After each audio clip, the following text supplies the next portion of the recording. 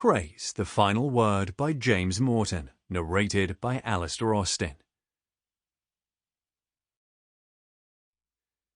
Introduction. So, how many was it the Krays killed? Or how many did they have killed is probably a better way of putting it. They only did 2 themselves, or was it just 2? There was Georgie Cornell, shot in the blind beggar, of course, 2 in the head as the jukebox played The Sun Ain't Gonna Shine Anymore. Dead right. Just like that villain who was reciting the Lord's Prayer as he was about to be topped in a club down Walthamstow way. Valentine's Day it was. When he gets to the bit, "Thy will be done," the fellow with the gun says, "It will, son, it will." Cornell had been off his ground after visiting his friend Jimmy Andrews, trying to find out who shot him. Ronnie Krays was the name in the frame for Andrews as well. Well, that was one story. And then there was Jack the Hat McVitie, stabbed to death in a basement in Stoke Newington. They were the only 2 murders the police could pin on them personally. Then there was Frank Mitchell. The twins got chucked on that one, although years later their mate Freddie Foreman, Brown Bread Fred they called him, went on the box to say how him and Alfie Gerrard did it for them.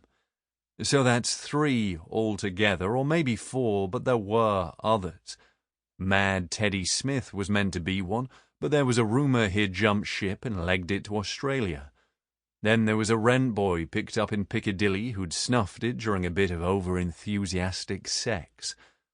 And what about Freddie Mills, the world light heavyweight champion? Then he went on the stage and did telly and had a nightclub on the Charing Cross Road. Star of stage, screen and radio, as they say. But the official verdict was he'd topped himself. That's the best of a contract killing, if it was that even. Make it look like suicide or an accident. Not that poor Freddie hadn't good enough reason to do himself. The official verdict was suicide, but it could have been the perfect contract killing. He had reasons for suicide, though. Debts, boyfriend gone, not getting any more work on the telly.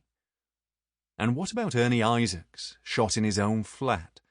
That was another that was never solved. There were stories that it was Reggie in person. Did Reggie personally shoot Ernie Isaacs in his flat?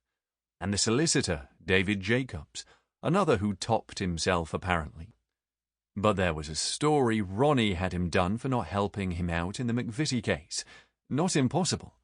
Did brother Charlie on his deathbed tell Reggie to kill the drug dealer Peter Beaumont Gowling because he was a grass?